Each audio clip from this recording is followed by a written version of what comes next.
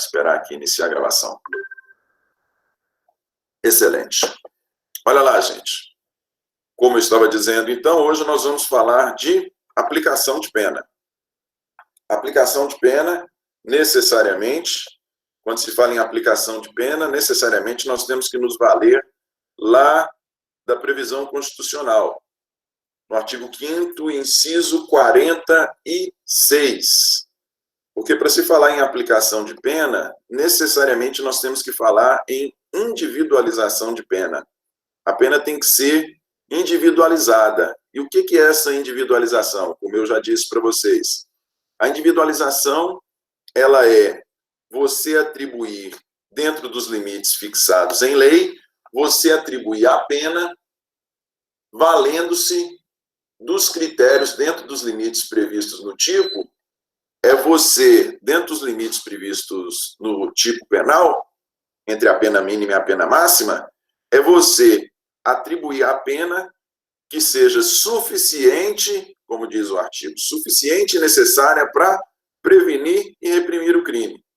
O propósito que se quer com a pena é sempre reprimir o crime cometido e prevenir que não aconteçam mais delitos. Então, com este propósito que nós fazemos a individualização da pena, ou seja, nós chegamos, o juiz chega até uma quantidade suficiente para se atingir esse duplo propósito. Quantidade suficiente para atingir esse duplo propósito. Isso que é individualização. Individualização, a individualização ou aplicação da pena se dá em 3 fases diferentes. O juiz ele faz 3 cálculos. No primeiro desses cálculos, ele leva em consideração o que são chamadas de circunstâncias judiciais.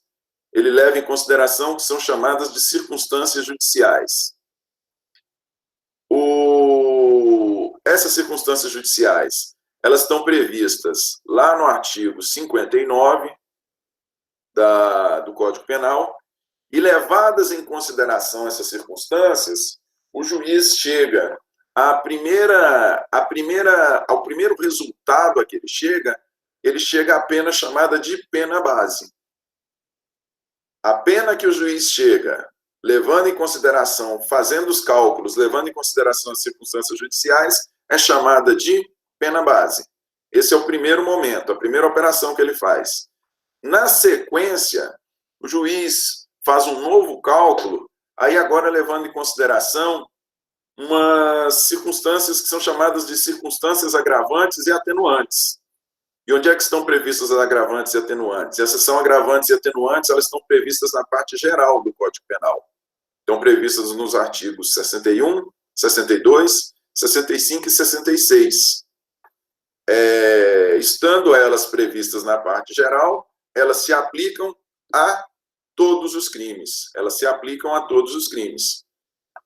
E, por fim, feito o primeiro cálculo, considerando as circunstâncias judiciais, feito o segundo cálculo, considerando as circunstâncias agravantes e atenuantes, o juiz passa para o terceiro cálculo, que é quando ele leva em consideração as causas de aumento e de diminuição de pena. Nós vamos falar separadamente aqui sobre cada uma delas. As causas de aumento e diminuição, diferentemente das agravantes e atenuantes, nós temos previsão de causas de aumento e diminuição tanto na parte geral, e a parte geral do Código Penal vai do artigo 1º até o 120, quanto na parte especial, onde nós temos a capitulação dos crimes.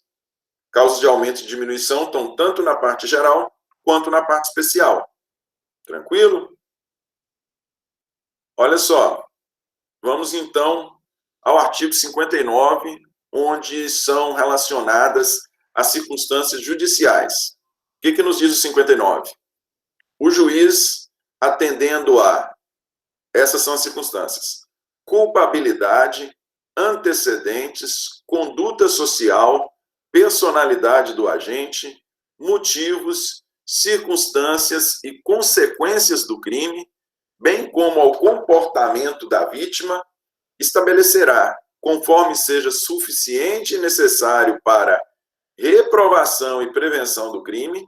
Vejam vocês, é o duplo propósito da pena que nós temos no Brasil, a pena tem que ser suficiente para reprimir o crime cometido e para prevenir a ocorrência de novos delitos.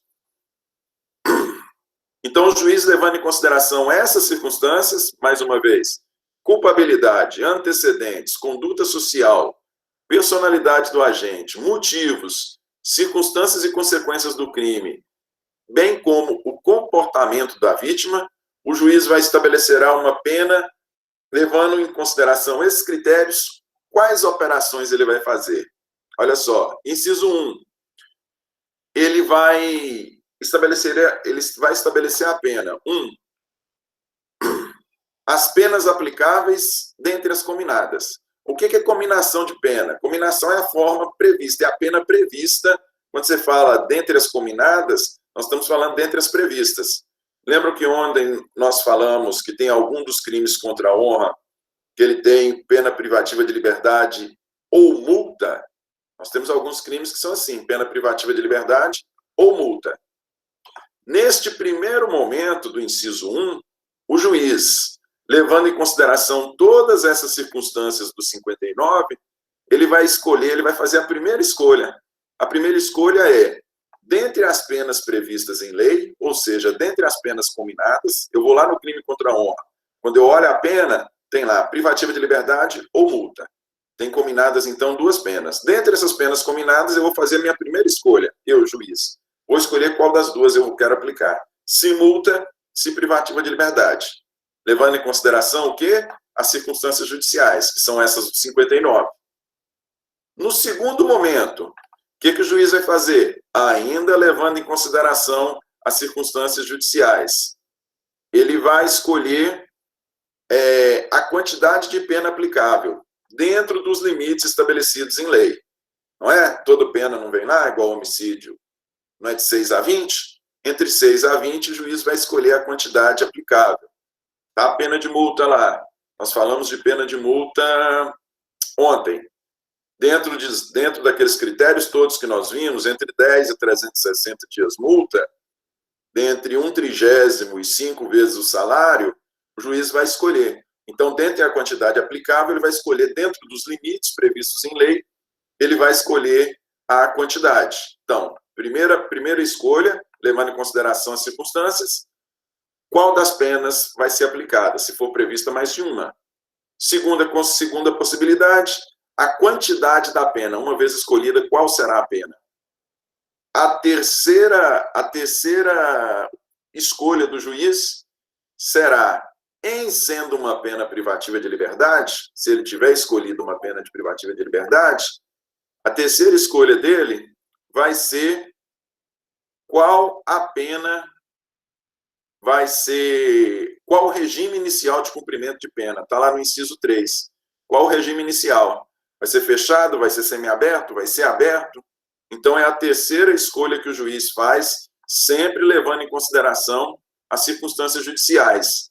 E, por último, o juiz vai ver se é cabível a substituição da pena privativa de liberdade por outra espécie de pena.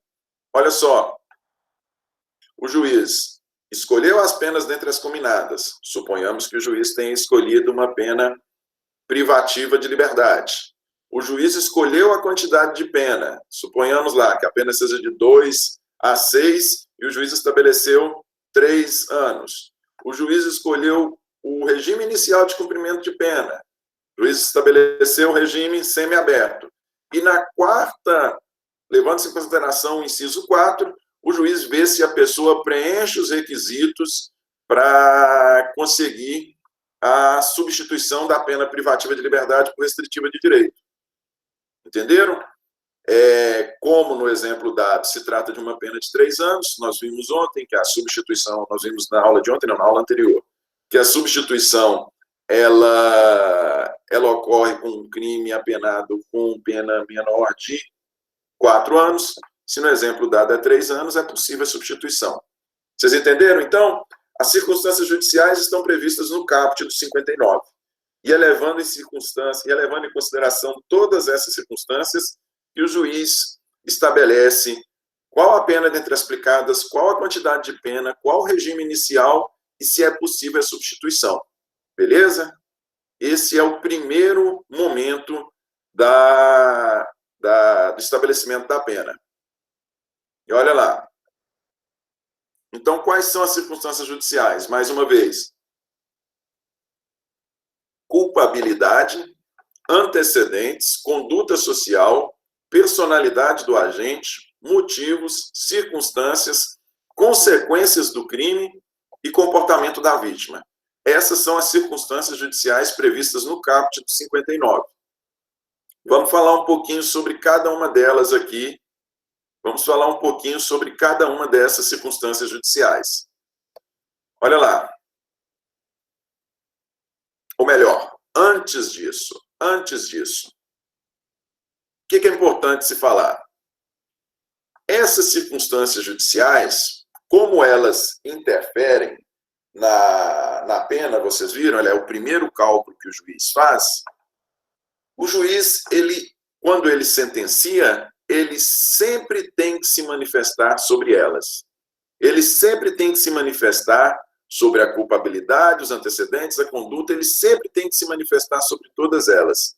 Seja para aumentar a pena, seja para estabelecer, seja para manter a pena no mínimo.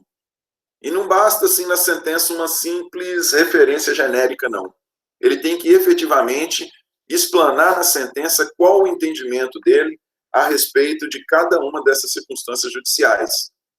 Para, com base nisso, justificar, neste primeiro momento, que ele está concedendo uma pena mínima, uma pena pouco superior à mínima ou uma pena máxima.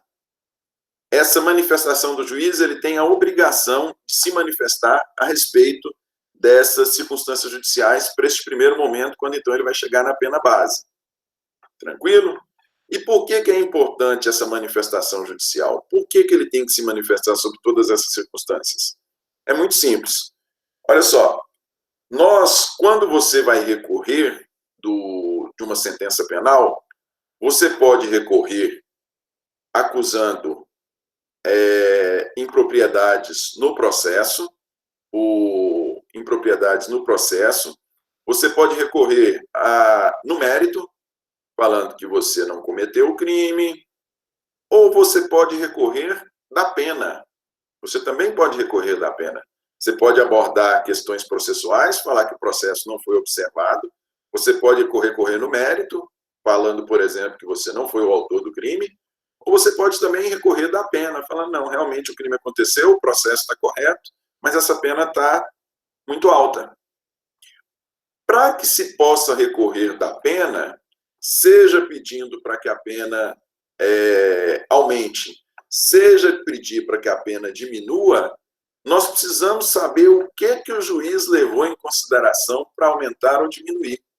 Por isso que é importante que ele se manifeste claramente sobre cada uma dessas circunstâncias judiciais. Porque se ele deu a pena no mínimo, por exemplo, eu preciso saber o que eu, Ministério Público, eu, promotor, eu preciso saber de que forma que ele interpretou essas circunstâncias para eu saber se ele foi equivocado ou não. Para que na hora que eu recorrer, eu poder argumentar para o tribunal e falar aqui, ele considerou que a pessoa tinha uma boa conduta social, mas ela não tinha uma boa conduta social, está aqui dentro do processo. Entenderam? Ou então, o juiz não deu uma pena mínima, o juiz deu uma pena intermediária, levando em consideração, por exemplo, a personalidade do agente, levando em consideração os antecedentes do agente. E o agente, no recurso, vai ter oportunidade de, contestando a pena, ele vai ter oportunidade de virar para o juiz e falar, doutor, olha aqui, o senhor levou em consideração meus antecedentes, mas eu não tenho antecedente nenhum. Então, eu estou recorrendo da pena, eu preciso saber o que o senhor considerou na sentença para que eu possa rebater. O Breno está questionando aqui, em crimes hediondos ainda há essa tentativa de ressocialização e existe alguma mudança na parte da aplicação da pena por serem crimes mais graves? Breno, nós estamos, no primeiro momento aqui, nós vamos falar de uma forma geral, mas a tentativa de ressocialização, ela está presente em todo o cumprimento de pena. A ideia é que se tente a ressocialização, não é só de quem comete furto, não. Tente-se a ressocialização de quem comete furto, de quem comete roubo, de quem comete estupro, homicídio qualificado, tráfico de drogas. A ideia de ressocialização é um dos propósitos da pena. Né? A pena ela tem por propósito punição e ressocialização. Essa é a ideia. E se existe alguma mudança na parte de aplicação de pena, nós tivemos algumas alterações com o pacote anticrime, agora no final de 2019. Quando chegar nas alterações, aqui nos artigos, eu sempre tanto é que o site que está aberto aqui com a legislação é a Lei do Planalto, é o site do Planalto, então ele é atualizado diariamente. Quando nós chegarmos em alguma alteração aqui decorrente ou do pacote anticrime ou de outra alteração mais recente, eu vou fazer referência, tá? Mas voltando aqui, o juiz ele sempre tem que se manifestar e, eventualmente, se quiser fazer questionamento, gente, quem quiser fazer o questionamento e abrindo o áudio aí, pode ficar à vontade também. O juiz, necessariamente, ele tem que se manifestar para que eu possa recorrer. Ele necessariamente tem que se manifestar para que eu possa recorrer, seja para aumentar a pena, seja para diminuir a pena. Beleza? No que diz respeito aos limites, é sempre importante falar essas questões. No que diz respeito aos limites, levando em consideração as circunstâncias judiciais, o juiz ele pode ir do mínimo estabelecido na lei até o máximo. Levando em consideração as circunstâncias judiciais, o juiz pode ir de 6, vamos falar de homicídio simples, 6 a 20 anos. Levando em consideração as circunstâncias judiciais, o juiz ele não pode nem aplicar uma pena, no caso de homicídio, nem inferior a 6, nem superior a 20. Mas dentre 6 e 20, levando em consideração as circunstâncias judiciais, ele pode aumentar a pena o quanto ele quiser. Mais uma vez, levando em consideração as circunstâncias, porque vocês vão ver que quando nós estivermos falando de agravante e atenuante, em caso de aumento e diminuição, a situação é diferente. Aqui vocês têm que saber, ele não pode, levando em consideração essas circunstâncias, ele não pode ir abaixo do mínimo, nem acima do máximo. Homicídio, pena de 6 a 20. Ele não pode dar pena inferior a 6, nem superior a 20. Porém, entre 6 e 20, ele pode navegar aí e estabelecer a pena que ele quiser, desde que fundamentadamente, óbvio. E uma outra questão que tem que ser dita aqui, gente, porque a lei não estabelece a quantidade exata de quanto pode aumentar em função de cada circunstância judicial, não. Suponhamos que a pessoa tenha... Vamos falar aqui de uma circunstância. Vamos supor que a pessoa tenha maus antecedentes. A lei não fala assim, em função de maus antecedentes, aumenta 1/3. Em função de personalidade do agente, aumenta 1/5. Não tem essa previsão, não. Mais uma vez, como eu disse para vocês, entre a pena mínima e a pena máxima, o juiz tem liberdade para estabelecer a pena que ele quiser, e a lei não prevê uma quantidade específica para aumento ou diminuição, considerando as circunstâncias judiciais. Tranquilo? Uma primeira circunstância judicial que tem que ser abordada aqui. Uma primeira circunstância judicial que tem que ser abordada vocês olham lá ela encabeça o artigo 59, fala da culpabilidade. Vamos lá? O juiz atendendo à culpabilidade. Olha só, gente. No semestre passado, vocês viram que o crime ele apresenta um conceito tripartido, né? Crime é fato típico, ilícito e culpável.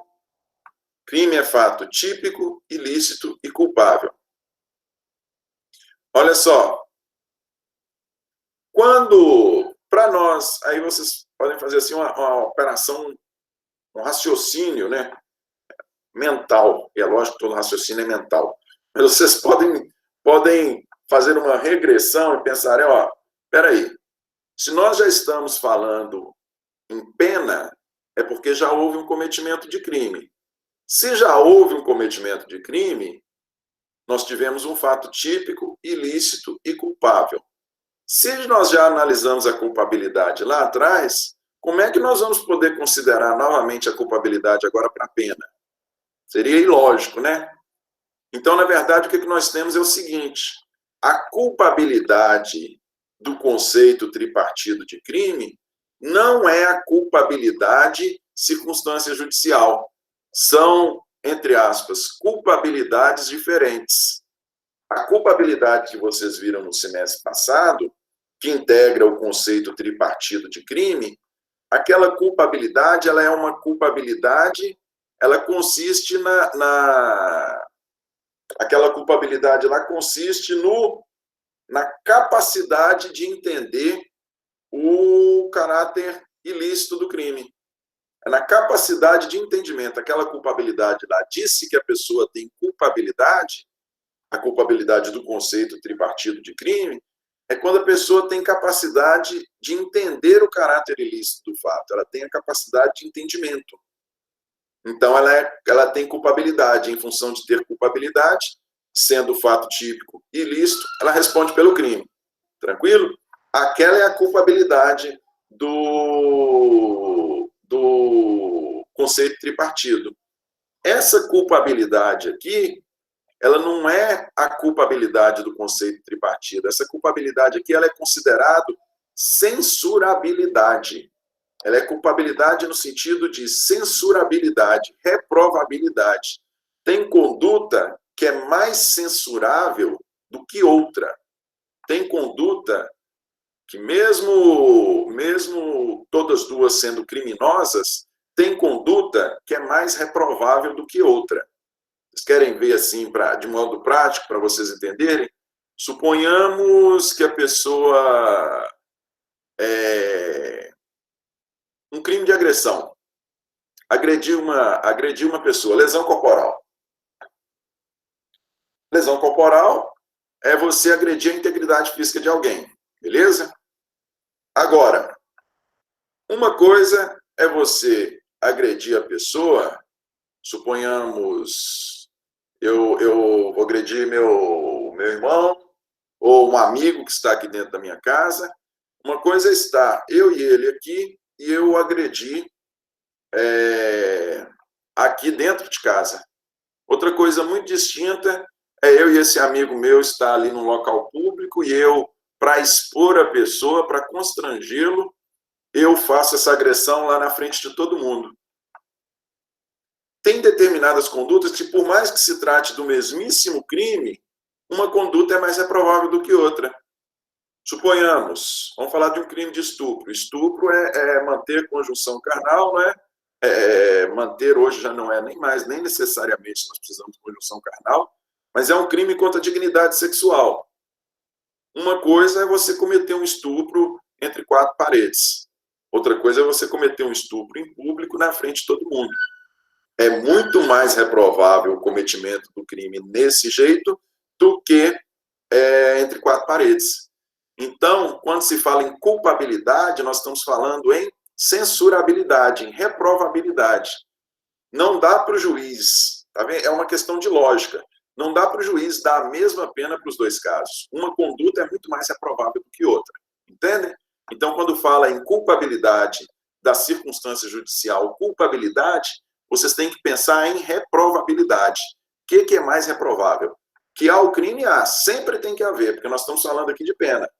Sempre tem que haver o crime. Acontece que de determinada forma, um crime pode ser mais censurável do que outro. Tranquilo? Se tiver qualquer questionamento aí, vocês podem me interromper.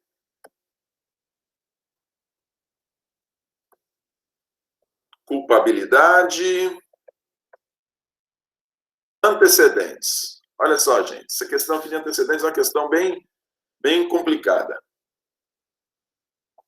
Porque existe um juízo errado a respeito do que é antecedentes, e um juízo uma ideia errada, ideia essa que nós não podemos ter. Nós não podemos ter. Olha só. Quando se diz, nós vamos ver, quando se diz que uma pessoa tem maus antecedentes. Olha só para vocês verem que juízo errado que se tem publicamente, mas que não condiz com a forma com que é regulamentada em lei, com a forma com que entende os tribunais. Se a pessoa tiver inquéritos em andamento contra ela, ou mesmo inquéritos concluídos em que ela foi indiciada, ela tem maus antecedentes? Não tem. Se a pessoa tiver processos em andamento contra ela, já não está nem na fase de inquérito, não. Já está na fase de processo. A pessoa foi denunciada, ela já está respondendo a processo perante o juiz de direito. Se a pessoa tem processos, estou falando nem processo, não, processos em andamento contra ela, ela tem maus antecedentes? Não, ela não tem maus antecedentes.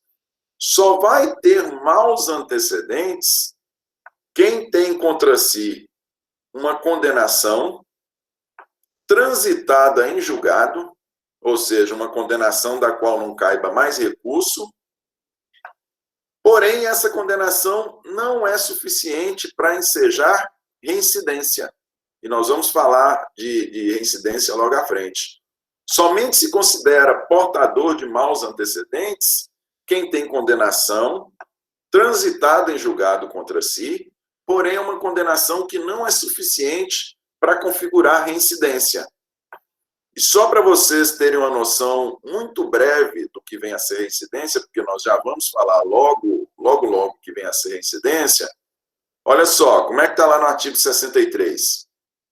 Verifica-se a reincidência quando o agente comete novo crime depois de transitar em julgado sentença que, no país ou no estrangeiro, o tenha condenado por crime anterior. Olha só, para a gente falar que uma pessoa é reincidente, ela tem que cometer um crime depois de ter transitado em julgado sentença que tenha condenado ele por crime anterior.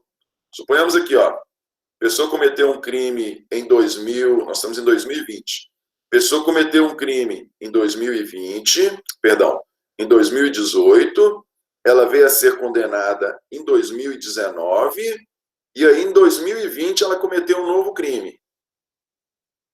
Neste momento aqui que ela cometeu este novo crime, quando ela for condenada neste novo crime, ela é reincidente? Ela é reincidente. Por quê? Porque ela cometeu um crime após o trânsito em julgado de um crime, após o trânsito em julgado de uma sentença que condenou ele pelo crime anterior. O crime anterior ela cometeu em 2018, o novo crime ela cometeu em 2020. E a sentença aqui anterior transitou. Beleza? Quando é que se diz, mais uma vez, inquérito em andamento não é maus antecedentes, boletim de ocorrência não é maus antecedentes, processo em andamento não é maus antecedentes? Quando é que se diz que a pessoa tem maus antecedentes? Quando ela tem contra si uma sentença transitada quando ela tem uma condenação anterior, transitada em julgado, porém essa condenação não é suficiente para ensejar a reincidência. Vamos pensar comigo, olha aqui, ó. Vamos voltar ao nosso mesmíssimo exemplo. A pessoa cometeu um crime em 2018, ela veio a ser condenada em 2019, ela veio a ser condenada em 2019, ó, 2018, 2019, durante o prazo de recurso aqui, dessa primeira condenação aqui, vamos supor que durante o prazo de recurso, ela vem e comete um outro crime. Olha só, ela cometeu um crime. Foi depois do trânsito em julgado? Nós temos sentença condenatória anterior transitada em julgado? Não, não temos. Nós temos um crime cometido em 2018. Vamos falar de 2018. Nós temos um crime cometido em 2018. Nós temos uma sentença que foi dada em 2020. A sentença foi dada, por exemplo, a sentença foi dada em abril. A sentença foi dada agora em janeiro de 2020. Aí a pessoa recorreu. Nós temos já uma primeira sentença e a pessoa recorreu. E agora, em 2020, a pessoa vem a cometer um novo crime. Agora, a sentença foi em janeiro, agora nós estamos em abril, a pessoa comete um novo crime. Ela cometeu tem um crime anterior? Tem. Mas nós temos decisão transitada em julgado? Não. Porque ela recebeu a sentença em janeiro, mas ela recorreu. Como ela recorreu, ela não é reincidente em razão deste novo crime aqui. Só que, suponhamos que ela tenha recorrido em janeiro, e em julho ela veio a ser condenada deste primeiro crime. Foi condenada em julho. Quando sair a condenação por este novo crime que ela cometeu agora aqui em abril de 2020, sai essa condenação dela lá em 2021, ela tem condenação anterior transitada em julgado? Tem. Mas este crime que ela cometeu aqui, que ela está sendo condenada em 2021, este crime que ela cometeu aqui, ela cometeu esse crime foi depois desse trânsito em julgado? Não. Transitou em julgado em julho. Ela cometeu o crime em janeiro. Ela transitou em julgado em julho de 2020. Ela cometeu o crime em janeiro de 2020. Por mais que tivesse um crime anterior, quando ela cometeu, não tinha sentença transitada em julgado. Ela tem maus antecedentes? Neste caso, ela tem maus antecedentes, porque já está confirmado que ela tem um crime, tem condenação transitada em julgado. Porém, ela não cometeu o crime depois do trânsito em julgado dessa sentença. Então, ela não é reincidente. Ela tem apenas maus antecedentes. Difícil de entender, né, gente? Difícil de entender, né? O que vocês têm que saber? O que vocês têm que saber? É que, mais uma vez, processo em andamento é maus antecedentes? Não. Se eu tenho cinco processos em andamento contra mim, um deles chega ao final, o juiz vai me sentenciar. Ele vai ter a informação, na hora de me sentenciar, que tem outros 4 processos em andamento contra mim. Eu tenho maus antecedentes? Tenho não. Vamos supor que o juiz esteja falando de furto. Normalmente quem furta uma vez, furta 2, furta 3, né? Suponhamos que na hora de condenar aqui, o juiz vai olhar lá no processo e vai ver que tem 15 boletins de ocorrência contra mim, por furto. Tem 15 boletins de ocorrência, 5 inquéritos policiais e 3 outros processos. Na hora de sentenciar aqui, eu tenho maus antecedentes? Eu não tenho maus antecedentes. Para você considerar que uma pessoa tem maus antecedentes, ela tem que ter, no mínimo, uma sentença condenatória transitada em julgado contra si. Ela tem que ter uma sentença condenatória transitada em julgado contra si, sendo que essa sentença não é suficiente para configurar reincidência. Porque se for suficiente para configurar reincidência, ela é reincidente, ela não tem maus antecedentes. Entenderam? Você não pode utilizar uma sentença transitada em julgado para configurar maus antecedentes e reincidência, não. Uma pessoa que tem uma sentença condenatória contra si transitada em julgado, ou ela é reincidente, ou ela tem maus antecedentes, que tenha uma só transitada em julgado. Beleza? Deu para entender? Está perguntando aqui se FAQ ou CAC. Não, FAQ e CAC, folha de antecedentes criminal, certidão de antecedentes criminal, não constitui, a circunstância de ter lá registrado não constitui maus antecedentes. Como eu estou falando, maus antecedentes, você precisa de ter condenação. Processo em andamento ou inquérito em andamento não é suficiente para a constituição de maus antecedentes. Podemos seguir? Sigamos, então. Se tiver qualquer dúvida, pergunta, gente. Vamos lá. Olha só para vocês verem. Segunda circunstância judicial. A primeira, culpabilidade, não é isso? Quer dizer, a segunda não.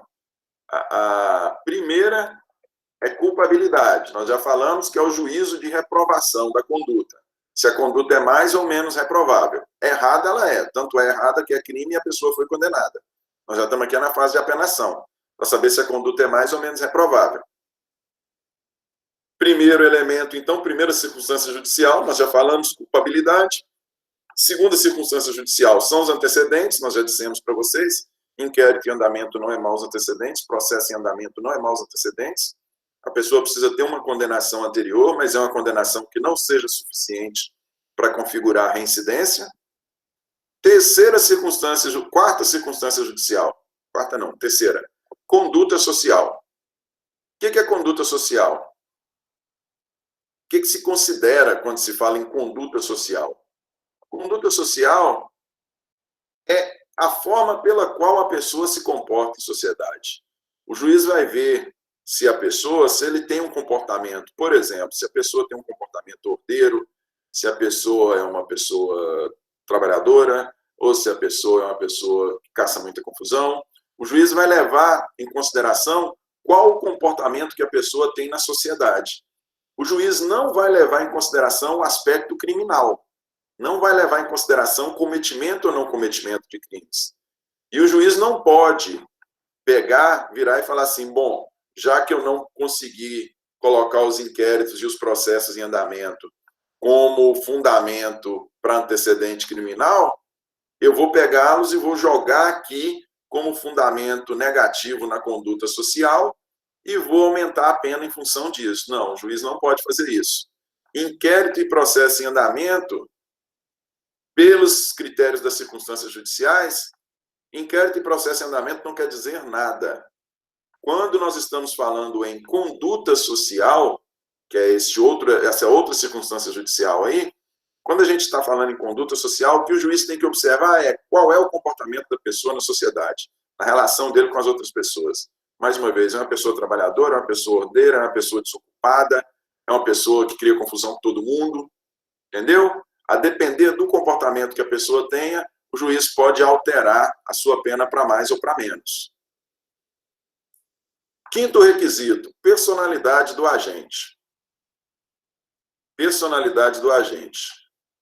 Alguém fazendo algum questionamento aqui? Se for uma condenação que cabe recursos ainda, também é maus antecedentes ou não? Não. Não.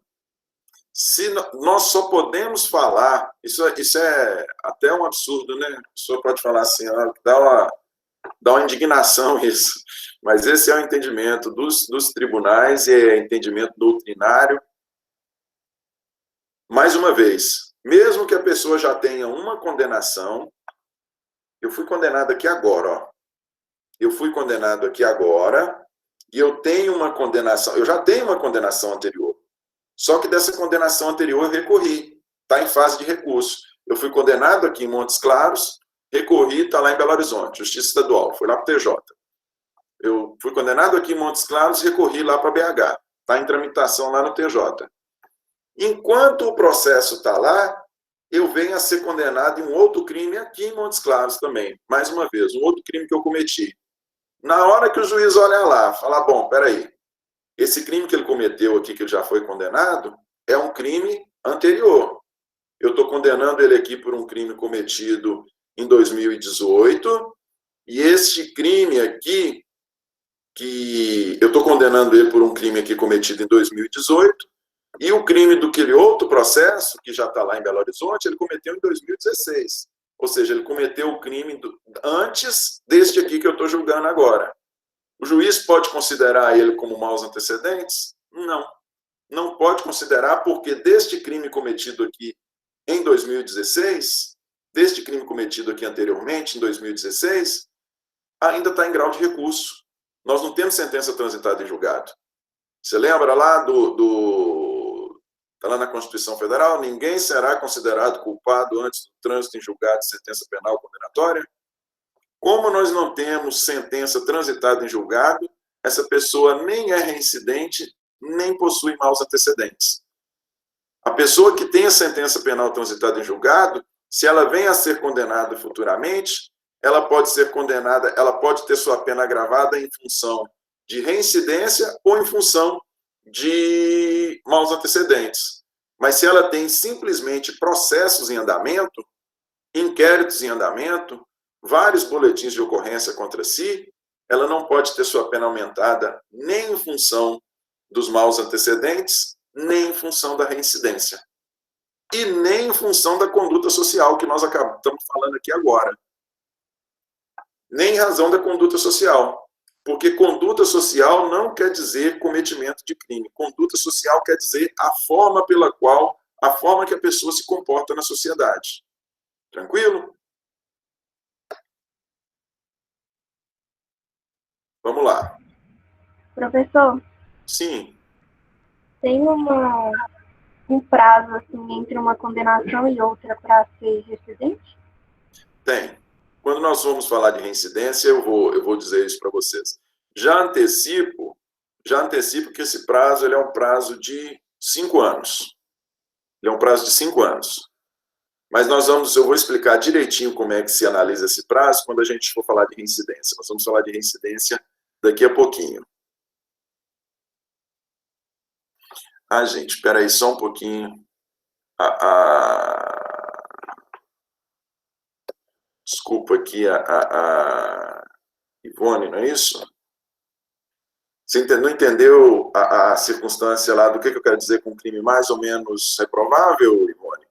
Você tem que considerar o seguinte, quando você for falar em crime mais ou menos reprovável, conduta mais ou menos reprovável, você olha para o fato, como eu estou dizendo. Todo crime é reprovável. Toda conduta é reprovável. Toda conduta criminosa é reprovável, senão não seria crime. Quando a gente está falando em culpabilidade, em reprovabilidade, censurabilidade, nós temos que entender, nós temos que pensar assim, ó. Tem determinada conduta que, a depender da forma pela qual ela é cometida, ela é mais reprovável do que outra. Vamos falar mais uma vez de um crime de estupro.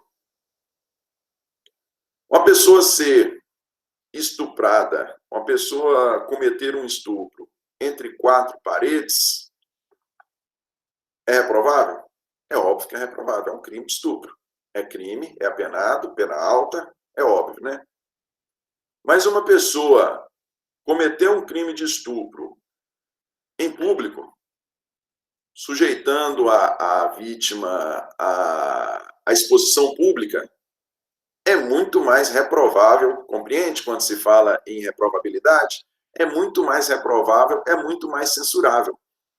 Se tiver na sua mão, você é a juíza, se tiver na sua mão, para quem é que você vai dar a pena maior? Você vai dar a pena para quem tem a conduta mais reprovável. Essa é a ideia. Entendeu? Vamos lá. Personalidade do agente. Mais uma circunstância judicial. Veja só, gente. Considerando cada uma dessas circunstâncias judiciais, o juiz pode aumentar ou diminuir a pena. Aumentar ou diminuir dentro dos limites estabelecidos na lei, sempre. Se nós estamos falando lá de homicídio, 6 a 20, o juiz nem pode passar de 20, nem pode ser menos de 6. Tranquilo? Outra circunstância judicial, personalidade do agente. Personalidade do agente. Quando se fala em personalidade do agente, inclusive tem uma crítica muito grande. Vocês já viram, quando vocês estudaram no primeiro semestre, vocês estudaram direito penal, vocês viram que o nosso direito penal é um direito penal do fato. O que quer dizer ser direito penal do fato? O que o juiz tem que julgar, ele julga é a conduta. Lógico, a conduta foi feita por uma pessoa e é essa pessoa que vai responder criminalmente por ela. Mas ele olha a conduta. Ele não pode olhar, ele não pode julgar a pessoa, ele não pode considerar a pessoa. Ele tem que julgar a conduta e sim, qual foi o fato. Até que existe um brocado jurídico que fala assim, me dê o fato que eu te dou o direito. Você tem que levar o fato até o juiz. Né? Nós vivemos o direito penal do fato. Pois bem, quando você fala em personalidade do agente, existe muita crítica. Por quê? Porque aqui vai se considerar se a pessoa é uma pessoa nervosa, é uma pessoa difícil, é uma pessoa temperamental, é uma pessoa paciente, é uma pessoa de convivência fácil. Quando se fala em personalidade do agente, você está querendo saber como a pessoa é. Só que, por que essa circunstância judicial é muito criticada? Porque para o direito penal o que importa é o fato. Se a pessoa é nervosa, é calma, é irritável, é tranquila, Isso não importa, não. O que importa é o crime, o que importa é o fato. O que alguns críticos falam é o seguinte: você não pode aumentar a pena da pessoa ou diminuir a pena da pessoa em função da sua personalidade, entendeu? A crítica que existe é essa.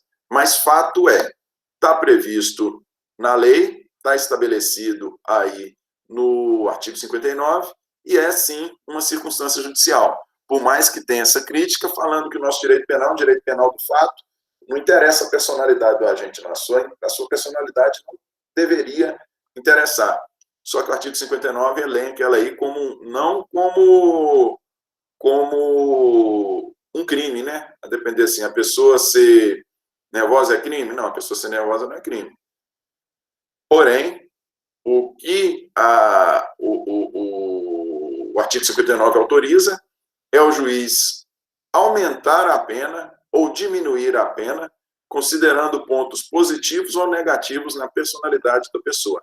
E isso é criticado. Criticado porque o nosso direito penal é um direito penal do fato. Tranquilo? E olha só, nós ainda temos como circunstância judicial, ainda está lá no artigo 59, vamos lá, Stephanie. Mas o juiz avalia a personalidade do agente com base em quê? Seria necessário um psicólogo? Muito bem colocado, Stephanie, muito bem colocado. Essa é uma outra crítica que se faz. Essa é uma outra crítica que se faz. O juiz, ele é bacharel em direito, o juiz ele tem formação jurídica, o juiz ele não é formado em psicologia. E não existe essa previsão de que o preso, o condenado, todo condenado vai passar por uma entrevista com um psicólogo para fazer um laudo para o juiz e falar qual é a personalidade da pessoa. Não existe isso. Essa aí é uma segunda crítica que você faz, muito boa colocação que você fez. Primeira das colocações, como eu disse, nós temos um direito penal do fato. Se temos um direito penal do fato, a personalidade da pessoa não tem que interessar para ela ter uma pena maior ou menor. E a segunda circunstância, a segunda crítica que se faz é exatamente essa que você apontou. O juiz não é psicólogo, o juiz não tem conhecimento de psicologia, o juiz ele é bacharel em direito. Ele não está habilitado para falar se a personalidade da pessoa é boa ou é ruim, se em função daquela personalidade a pessoa deveria receber uma pena maior ou menor. Tranquilo? Esse questionamento que você colocou é exatamente uma outra crítica que se faz. Vamos lá. No que diz respeito aos motivos, aqui também se analisa, quando você fala em motivo, se analisa qual foi a razão pela qual, o que motivou a pessoa a cometer o crime. Foi um motivo louvável? Foi um motivo, ao contrário, fútil? Foi um motivo torpe? Foi um justificado? Nós estamos passando aí agora por essa pandemia aí, Deus ilumine que nós não tenhamos aí uma situação econômica péssima, mas suponhamos que a gente tiver aí uma enxurrada de desemprego, entrar numa crise econômica terrível, uma pessoa que venha cometer furto ou até mesmo roubo porque não tem dinheiro para comer, não tem emprego, não tem dinheiro, não tem nada. Está errado? Está errado. Se ela cometer um roubo de algo de valor considerável, é crime de insignificância? Não é crime de insignificância. Ela vai responder, roubou um celular de 5 mil reais. Celular de 5 mil reais, né? Roubou um celular de 2, 3 mil reais. É insignificância? Não é insignificância. O valor é elevado. Responde pelo crime? Responde pelo crime. Só que na hora de analisar os motivos, o juiz vai falar, bom, peraí, nós estamos passando por uma crise econômica atual, todo mundo perdeu o emprego, essa pessoa não tem qualificação, a pessoa tem família, então, não é que eu vou absolvê-lo, mas eu vou considerar isso como motivo para não aumentar a pena. Entenderam? Quando você fala em motivo, o juiz vai analisar o que levou a pessoa ao cometimento do crime. A partir daí, considerando essas circunstâncias, aumentar ou diminuir a pena. Beleza? Quando você fala em motivo, gente, tem que observar só uma coisa. Olha só.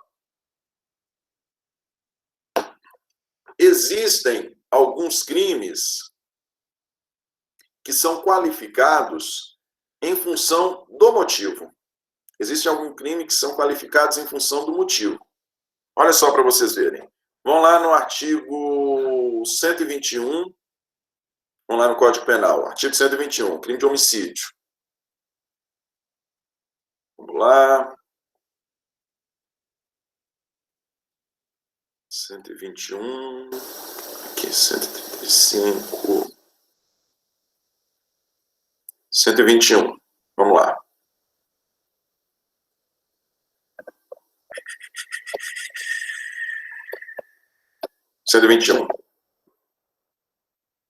Nós temos aqui dupla valorização. Olha só. Artigo 121, parágrafo 1º. O que consta do 121, parágrafo 1º? Matar alguém. Parágrafo 1º. Se o agente comete o crime impelido por motivo de relevante valor moral ou social, ou sob domínio de violenta emoção, logo em seguida a injusta provocação da vítima, o juiz pode reduzir a pena de 1/6 a 1/3. Mais uma vez, se cometeu o crime, movido por motivo de relevante valor moral ou social, ou sob domínio de violenta emoção, logo em seguida a injusta provocação da vítima, o juiz pode reduzir a pena de 1/6 a 1/3. Isso é um motivo para redução de pena. Agora vamos falar de um motivo para se aumentar a pena. Ainda homicídio. Se o homicídio é cometido por motivo fútil ou por motivo torpe, ou mediante paga ou promessa de recompensa, ele é considerado homicídio qualificado. No homicídio simples, onde não tem motivação dessa natureza, a pena é de 6 a 20 anos. No homicídio qualificado, a pena é de 12 a 30 anos. Certo? Olha só.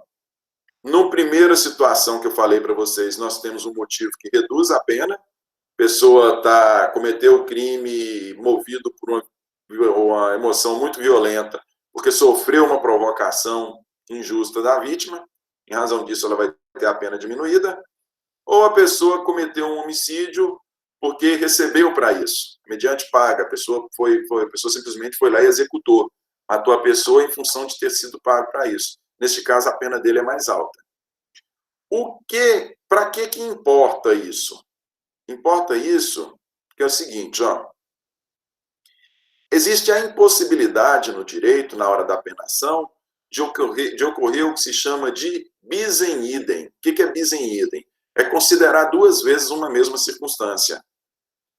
Se o juiz está analisando lá um crime de homicídio, se na hora de sentenciar, e o juiz vai fazer a análise, que crime foi esse? O juiz entende, olha, isso aqui é um homicídio, e é um homicídio qualificado em razão da pessoa ter cometido o crime porque recebeu. É um executor, ele recebeu, ele simplesmente cometeu o crime para ganhar um dinheiro. Beleza? Em função disso, eu estou condenando ele por um homicídio qualificado. Pena de 12 a 30 anos. A primeira avaliação que o juiz faz é primeiro escolher o crime. Ele já escolheu homicídio qualificado em razão da presença desse motivo. Tranquilo? Escolhido o crime, aí agora o juiz passa para a penação. Ele não pode, na hora de apenar, vir aqui lá na circunstância judicial e considerar o motivo de novo. Não é falar, peraí, o que foi que moveu essa pessoa a cometer o crime? O que moveu foi porque ela recebeu dinheiro. Isso é um motivo torpe. Se é um motivo torpe, então eu vou aumentar a pena dela de novo. Não pode. Isso seria bis in idem, porque em função deste motivo, ele já está respondendo por um crime qualificado. O juiz não pode novamente considerar esse motivo para aumentar a pena. Entenderam? Da mesma forma que se a pessoa tiver cometido um homicídio movido por violenta emoção em razão da provocação da vítima, e aí, em função disso, o juiz reduz a sua pena, na hora de analisar as circunstâncias judiciais, o juiz não pode mais uma vez considerar essa pena para dar mais uma redução. Porque senão, seja para melhorar, seja para melhorar para o réu, seja para piorar para o réu, para o condenado, né? Agora nós já temos um condenado, seja para melhorar para o condenado ou para piorar para o condenado, o juiz não pode duas vezes considerar o motivo. Nem duas vezes para aumentar, nem duas vezes para diminuir. A pessoa não pode ter um aumento de pena ou uma redução de pena considerando o mesmo fator. Não pode ter um aumento de pena ou uma redução de pena duas vezes considerando o mesmo fator. Tranquilo? Vamos lá.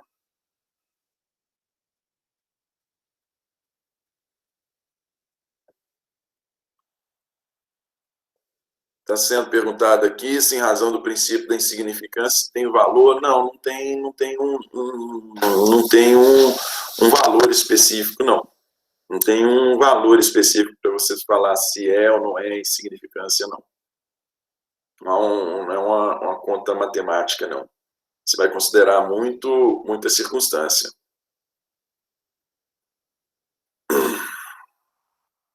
Vamos lá. Vai depender, inclusive, da natureza do crime. Tem crime que é insignificância. Para determinado crime, ao mesmo crime contra o patrimônio, para uma determinada modalidade de crime tem insignificância, para outra não tem. Para uma determinada modalidade de crime, a insignificância é um valor bem pequeno. Para outra modalidade, é um valor maior. Entendeu? Então, não tem nada assim fixo, não. Vamos lá. Circunstâncias outras. Existem, a lei também fala, o artigo 59, ele fala em... Vamos lá, voltar nele mais uma vez. Considerando os motivos e as circunstâncias e consequências do crime.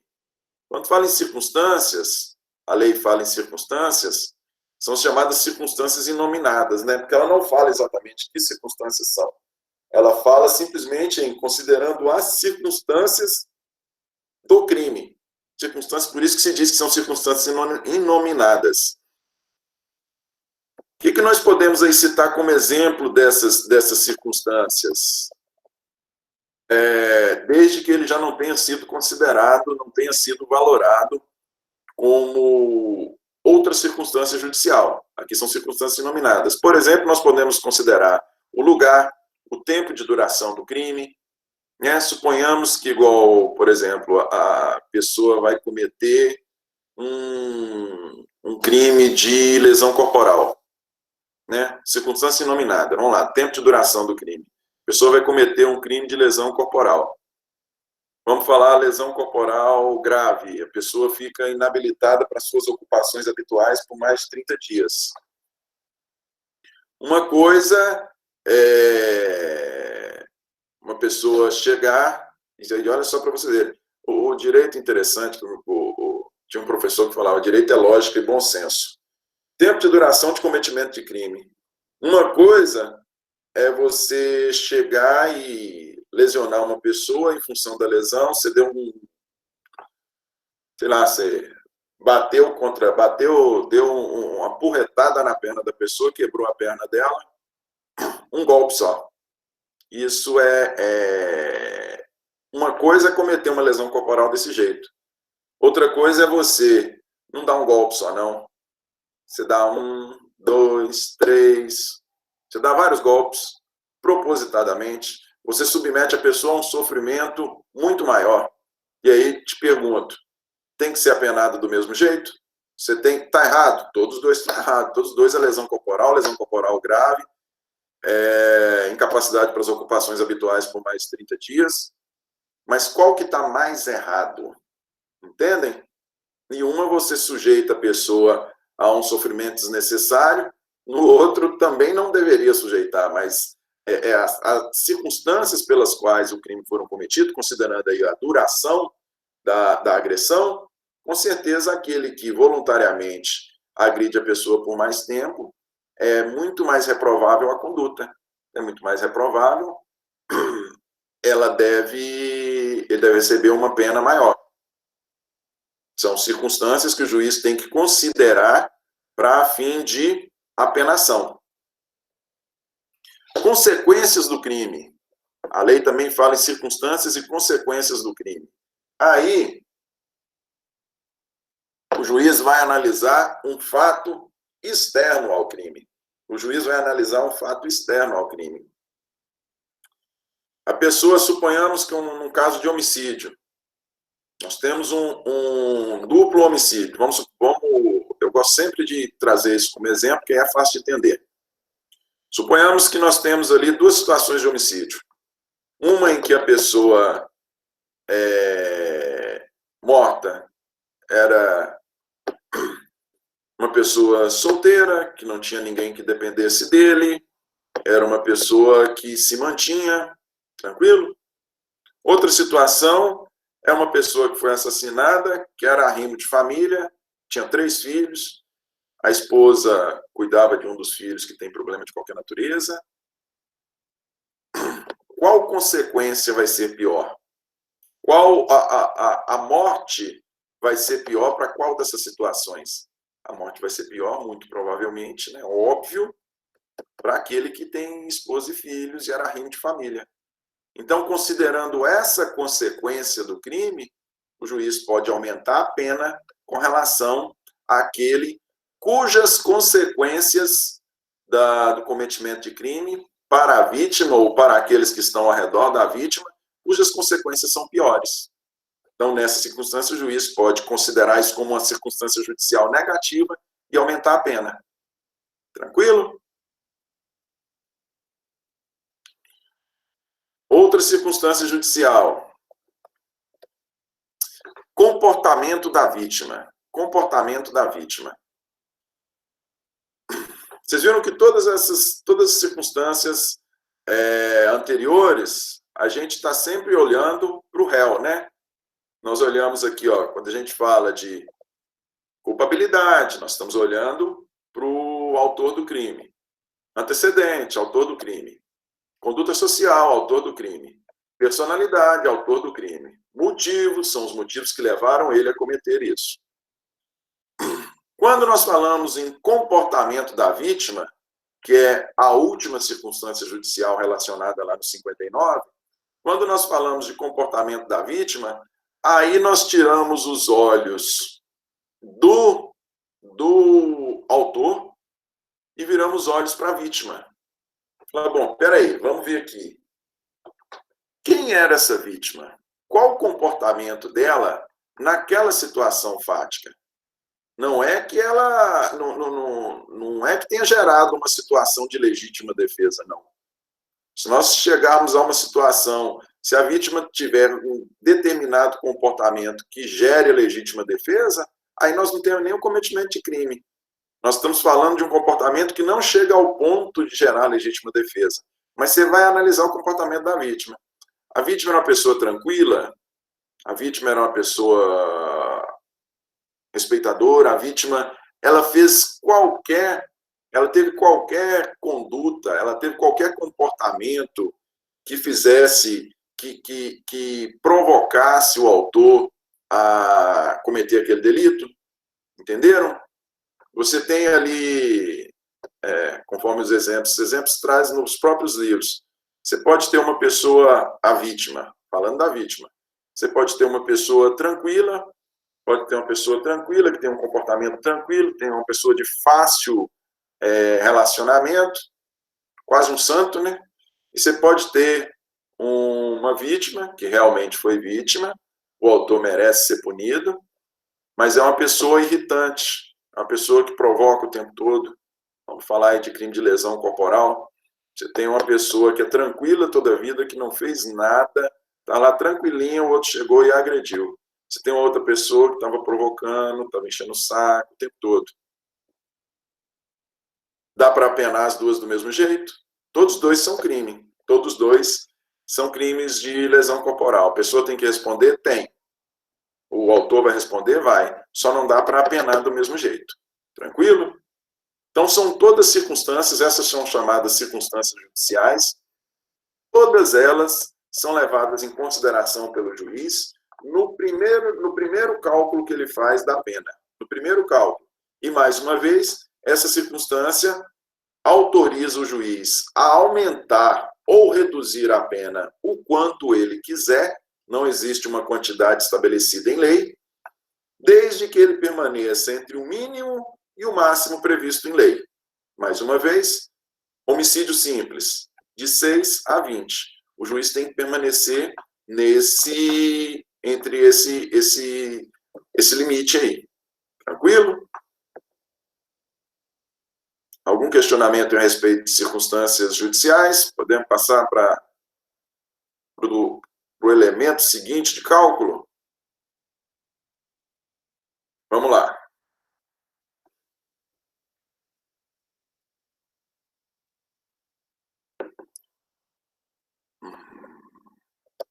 Eu disse para vocês que a primeira dos elementos considerados pelo juiz são essas circunstâncias judiciais, que estão aí no artigo 59. E existem outras circunstâncias. O juiz fez esse primeiro cálculo e chegou a uma determinada pena, né?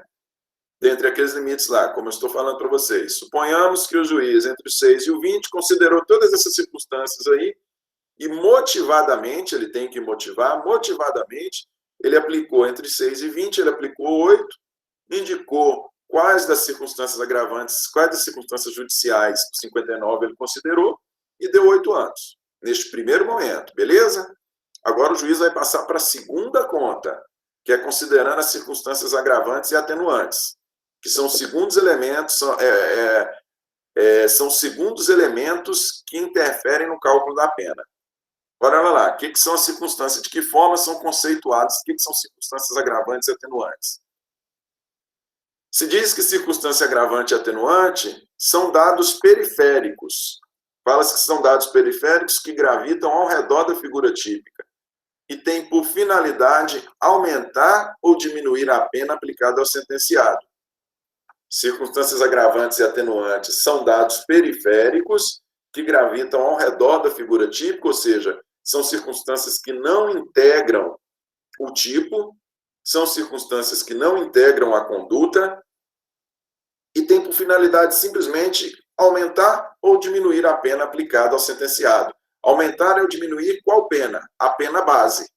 Porque a pena anterior, quando o juiz leva em consideração as circunstâncias judiciais de 59, a pena que ele chega levando em consideração essas circunstâncias é chamada de pena base. Essa segunda conta que ele vai fazer aqui, ele vai fazer em cima da pena base.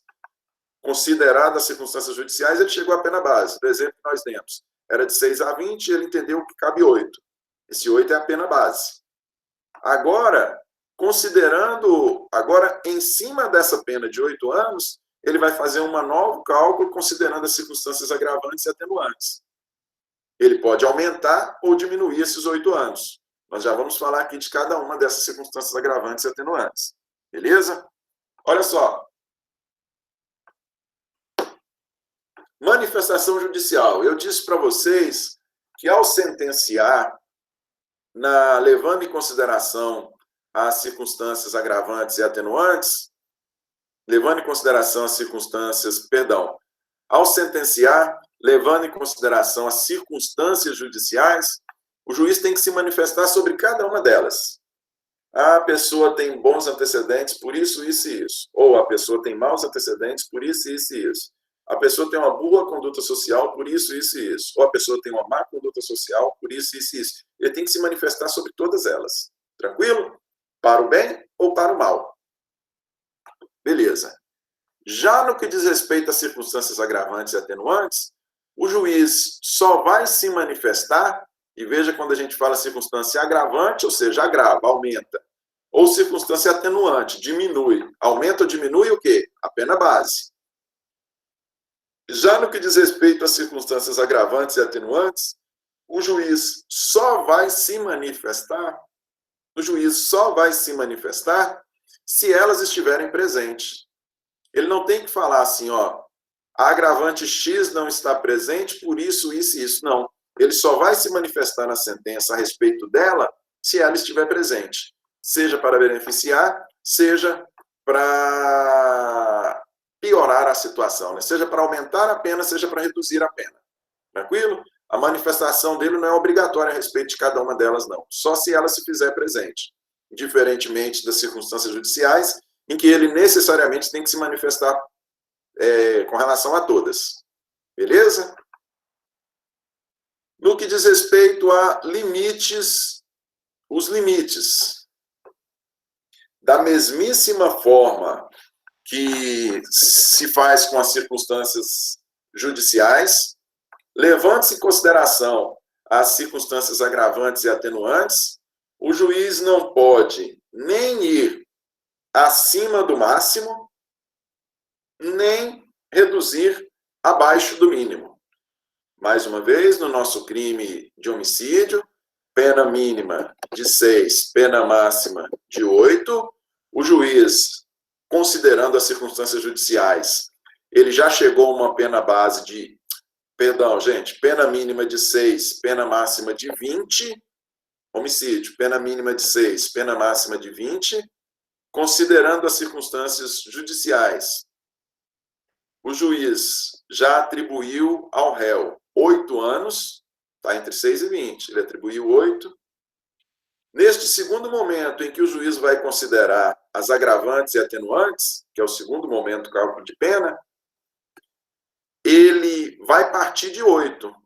E partindo de 8, ele não pode passar de 20, nem reduzir a menos de 6, não. Entendem? Os limites dele ainda continuam sendo o mínimo e o máximo. O mínimo e o máximo previsto em lei são o quê? Mínimo 6, máximo 20. Ele vai começar a trabalhar em cima de 8. Mas ele não pode nem reduzir, nem encontrar atenuante para reduzir menos de 6, nem encontrar agravante para aplicar pena superior a 8. Tranquilo? Ele obedece os limites previstos na lei. E por fim, no que diz respeito à quantidade, olha só, eu falei para vocês que no que diz respeito às circunstâncias judiciais, o juiz tem plena liberdade para aumentar ou reduzir o quanto quiser, desde que ele se permaneça entre 6 e 20. Beleza? Ele tem liberdade para aumentar e reduzir o quanto quiser. Levando-se em consideração as circunstâncias agravantes e atenuantes, aqui não. Aqui é um entendimento jurisprudencial, não é estabelecido em lei, porém é um entendimento jurisprudencial, um entendimento doutrinário que, em função de agravante e atenuante, você aumenta ou diminui a pena em 1/6. Você aumenta, se estivermos falando de uma circunstância agravante, você aumenta a pena em 1/6. Se nós estivermos falando de uma circunstância atenuante, você reduz a pena em 1/6. Correto? Então, o aumento ou diminuição da pena sempre é 1/6. Entendimento jurisprudencial e doutrinário. Não é previsto assim na lei. A lei não traz a quantidade que tem que se aumentar ou diminuir. Nós já sabemos aqui, com relação às circunstâncias judiciais, que é a conta anterior, o juiz tem plena liberdade. Se ele quiser aumentar 1/6, 2/6, metade, 3/4, ele aumenta o quanto ele quiser. Se quiser reduzir também. Aqui, nós temos um entendimento jurisprudencial e doutrinário de que, em função da presença de uma agravante ou de uma atenuante, sempre se aumenta ou se reduz 1/6. Tranquilo? Gente, olha só. Nós estamos aqui, as circunstâncias agravantes e atenuantes. Circunstâncias agravantes e atenuantes são... Sempre agravam. Elas são muitas. Só as agravantes aqui são 11 agravantes. Como nós temos só pouco mais aí de 2 minutos de aula, vamos falar caso a caso. Nós já temos aí essa noção primeira, essa introdução a respeito de manifestação, os limites e quantidade. Na próxima aula a gente fala de caso a caso de cada uma dessas agravantes. Tranquilo? Podemos? Deixa eu ver se isso aqui é um questionamento, se for. Tá. Espera aí só um pouquinho. Olha aí, o Marinho está perguntando que não entendeu a manifestação judicial em cada circunstância. Olha só, Marinho, vamos lá. Quer ver? Vou falar aqui para você ficar fácil. Vamos voltar lá. Circunstância judicial, que é aquele primeiro cálculo.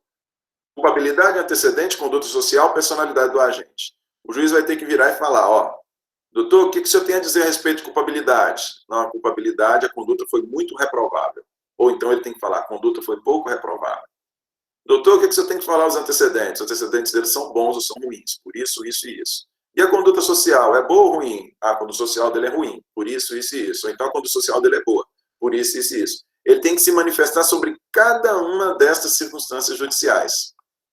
No que diz respeito às agravantes e atenuantes, ele só tem que se manifestar se elas fizerem presentes. Quer ver? Vamos lá, deixa eu falar aqui para vocês. Vamos lá, ó. Um agravante aqui. A linha inciso B, a linha inciso 2, a linha B. Se o crime for cometido para facilitar ou assegurar a execução, a ocultação, impunidade ou a vantagem de outro crime. Quando um crime é usado para ser meio, é um crime meio direcionado para o cometimento de um crime fim.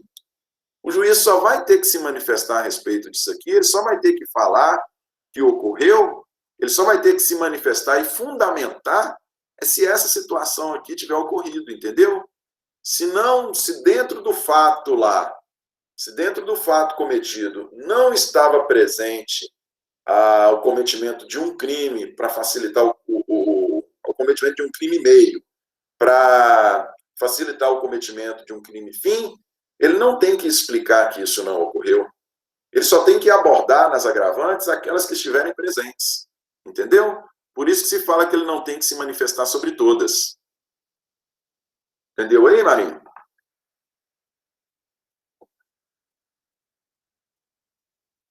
Então é isso, gente. Nós continuamos a nossa próxima aula. Nós vamos falar de cada uma das circunstâncias agravantes e da sequência aí a matéria. Tranquilo? Bom final de semana para vocês. Até quinta próxima.